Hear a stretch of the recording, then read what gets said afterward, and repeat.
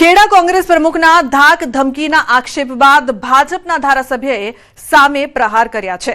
તેમણે આક્ષેપોને ફગાવતા કહ્યું છે કે જુઠ્ઠું બોલવું અને જોરથી બોલવું એ નડિયાદ શહેર કોંગ્રેસ પ્રમુખની આદત છે।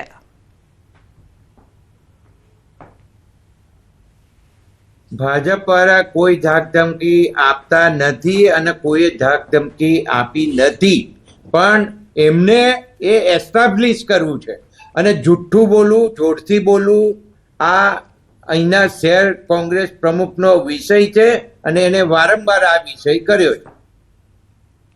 સ્થાનિક સ્વરાજની ચૂંટણીમાં આક્ષેપો પ્રતિ આક્ષેપોનો દોર। કોંગ્રેસ નેતા તુષાર ચૌધરીના ભાજપ પર શાબ્દિક પ્રહાર। કહ્યું 30 વર્ષથી શાસનમાં હોવા છતાં સામ દામ દંડ ભેદ નીતિથી કોંગ્રેસના ઉમેદવારોને તોડવાનો પ્રયાસ કરાય છે। તેમણે ભાજપની નો રિપીટ થિયરી સામે પણ સવાલ ઉઠાવ્યા છે। ઉમેદવારો તૂટતા હોવા છતાં તેમણે વિશ્વાસ વ્યક્ત કર્યો છે। કોંગ્રેસના ઉમેદવારોને ડરાવવામાં આવે છે, ધમકાવવામાં આવે છે, પોલીસ તંત્રનો ઉપયોગ કરવામાં આવે છે, એ લોકોને પૈસાની લાલચ આપીને ફોર્મ ખેંચાવી દેવામાં આવે છે અને આજે પોલીસ તંત્ર વહીવટી અધિકારીઓની હાજરીમાં કોંગ્રેસના ઉમેદવાર પર હિંસક હુમલો પણ કરવામાં આવ્યો છે। એ જ બતાવી રહ્યા છે કે એ લોકોને અત્યારે હાર દેખાઈ રહી છે। કોંગ્રેસના ઉમેદવારની વિશ્વસનીયતા પર અમને કોઈ શંકા નથી, પણ જે પ્રકારનું રાજકીય દબાણ, પોલીસ તંત્રનું દબાણ, ધાક ધમકી, ઉઠાવી જવા, અપહરણ કરવું, પૈસાની લાલચ આપવી, જો તમે આટલે બહુમતી સ્પષ્ટ બહુમતીવાળી તમારી પાસે સરકાર હોય તો તમે ચૂંટણી થવા દો, લોકોને નક્કી કરવા દો કે કોને જીતાડવા અને કોને હરાવવા।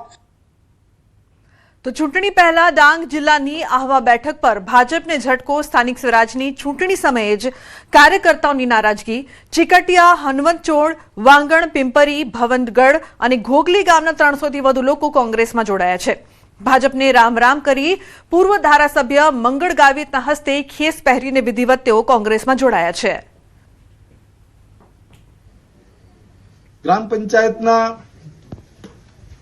3 સભ્યો અને લગભગ 300 થી 400 એ વિસ્તારના મતદારો, કાર્યકરો એ બધા જ આજે ખૂબ મોટી સંખ્યામાં જોડાયા છે। આણંદ જિલ્લા પંચાયતમાં ભાજપના 40થી વધુ ઉમેદવારો બિનહરીફ વિજેતા જાહેર થયા છે। આગામી 26 એપ્રિલે યોજાનારી જિલ્લા પંચાયત, 8 તાલુકા પંચાયત અને આણંદ મહાનગરપાલિકા સહિતની 7 નગરપાલિકાઓની ચૂંટણી માટે ચિત્ર સ્પષ્ટ થયું। મતદાન પહેલા જ ભાજપે અનેક બેઠકો પર કબજો જમાવી લીધો છે। આ પરિણામે જિલ્લામાં ભાજપનું પ્રભુત્વ વધુ મજબૂત બનતું નજરે પડે છે, જ્યારે કોંગ્રેસ સહિતના વિરોધ પક્ષો માટે આ મોટો ઝટકો માનવામાં આવી રહ્યો છે। 40થી વધારે સીટો ઉપર બિનહરીફ ભારતીય જનતા પાર્ટીના ઉમેદવારોનો વિજય થયો છે। એ વિજેતા થયેલા તમામ ઉમેદવારોને હું ખૂબ ખૂબ અભિનંદન પાઠવું છું અને આ કામ માટે એનું માટે પ્રજાજનોનો હૃદયપૂર્વક ખૂબ ખૂબ આભાર પણ માનું છું। આ લોકોનો વિશ્વાસ અમને બતાવે છે કે બોરસદ જે કોંગ્રેસનો ગઢ ગણાતો હતો એની નગરપાલિકાઓમાં કોંગ્રેસને એક પણ ઉમેદવાર એમને મેન્ડેટ ઉપર લડવાવાળો મળ્યો નથી।